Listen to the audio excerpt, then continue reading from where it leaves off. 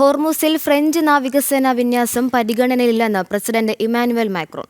തെക്കൻ ചെങ്കടലിൽ വിമാനവാഹിനി കപ്പൽ വിന്യസിക്കാനുള്ള നീക്കങ്ങൾ ഫ്രാൻസ് നടത്തുന്നുണ്ട്. ഹോർമുസിലൂടെ സ്വതന്ത്ര കപ്പൽ ഗതാഗതം ഉറപ്പാക്കുന്നതിനുള്ള നീക്കങ്ങളുടെ ഭാഗമായാണ് നടപടിയെന്നും ഫ്രഞ്ച് പ്രസിഡന്റ് അറിയിച്ചു.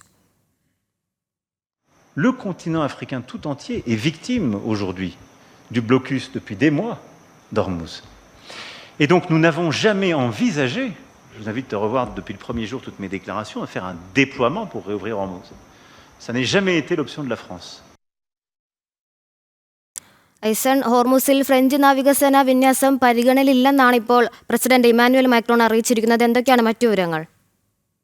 പക്ഷേ തീർച്ചയായും ഇപ്പോൾ നമുക്ക് ലഭ്യമാകുന്ന വിവരങ്ങൾ അനുസരിച്ച് 40 രാഷ്ട്രങ്ങളുടെ ഒരു കൂട്ടായ്മ, അതായത് നേരത്തെ ഹോർമൂസിൽ ഉപരോധം ഏർപ്പെടുത്തിയത് അവസാനിപ്പിക്കുന്നതിന് വേണ്ടി അമേരിക്കയുടെ നാവികസേന കൃത്യമായും ബന്ദർ അബ്ബാസ് പോർട്ടിലും അതുപോലെ തന്നെ മറ്റ് ഇറാൻ പോർട്ടുകളിലും കൃത്യമായ ഒരു ഉപരോധം ഹോർമൂസിൽ ഏർപ്പെടുത്തിയിരുന്നു. ഇറാന്റെ കപ്പലുകൾക്ക് ഹോർമൂസിലൂടെ ഇറാൻ തീരത്തേക്ക് അടുക്കാൻ പറ്റാത്ത ഒരു സാഹചര്യം വളരെ കൃത്യമായി ഇറാൻ ഉണ്ടാക്കുകയും ചെയ്തു.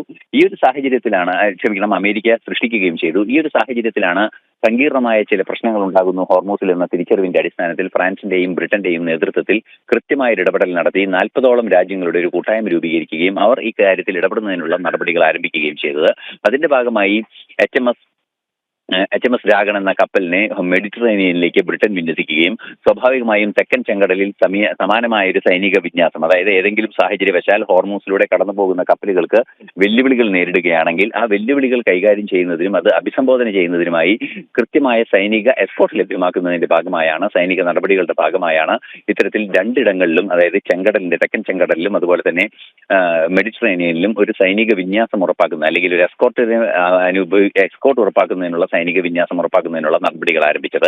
സമാനമായ രീതിയിൽ അമേരിക്കയുടെ പ്രൊജക്ട് ഫ്രീഡം എന്ന പദ്ധതിയും നിലനിൽപ്പുണ്ടായിരുന്നു. പക്ഷേ അത് പുനരാരംഭിച്ചിട്ടില്ല, നിർത്തിവെച്ചിരിക്കുകയാണ്. ഈ ഒരു പശ്ചാത്തലത്തിലാണ് ഈ സൈനിക വിന്യാസവുമായി ബന്ധപ്പെട്ട നീക്കങ്ങൾ നടക്കുന്നത്. അതേസമയം ഈ തർക്കപ്രദേശമായി നിലനിൽക്കുന്ന അല്ലെങ്കിൽ ഈ പ്രശ്നങ്ങൾ നിലനിൽക്കുന്ന ഹോർമൂസിലേക്ക് അമേരിക്കയുടെ ഇടപെടലുള്ള അതുപോലെ തന്നെ ഇറാന്റെ ബ്ലോക്കേഡുള്ള ഹോർമൂസിലേക്ക് കടന്നു പോകാനുള്ള ഒരു തീരുമാനമില്ല എന്ന നിലപാടാണ് ഫ്രാൻസ് അറിയിച്ചിരിക്കുന്നത്. മെഡിറ്ററേനിയനിലാണ് ബ്രിട്ടന്റെ കപ്പൽ വിന്യസിക്കുകയും ചെയ്തിട്ടുള്ളത്. നിലവിലെ സാഹചര്യത്തിൽ ഏതെങ്കിലും ഒരു സങ്കീർണ സാഹചര്യം ഹോർമൂസിൽ ഉണ്ടാവുകയാണെങ്കിൽ മാത്രം ഇടപെടാമെന്നൊരു നിലപാടാണുള്ളത്.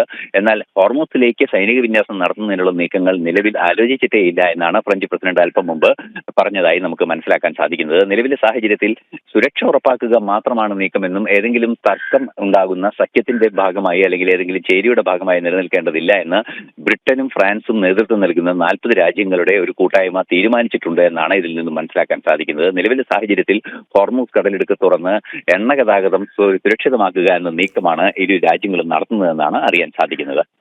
ഹോർമൂസിൽ ഫ്രഞ്ച് നാവികസേന വിന്യാസം പരിഗണനയില്ലെന്ന് പ്രസിഡന്റ് ഇമ്മാനുവൽ മാക്രോൺ. തെക്കൻ ചെങ്കടലിൽ വിമാനവാഹിനി കപ്പൽ വിന്യസിക്കാനുള്ള നീക്കങ്ങൾ ഫ്രാൻസ് നടത്തുന്നുണ്ട്.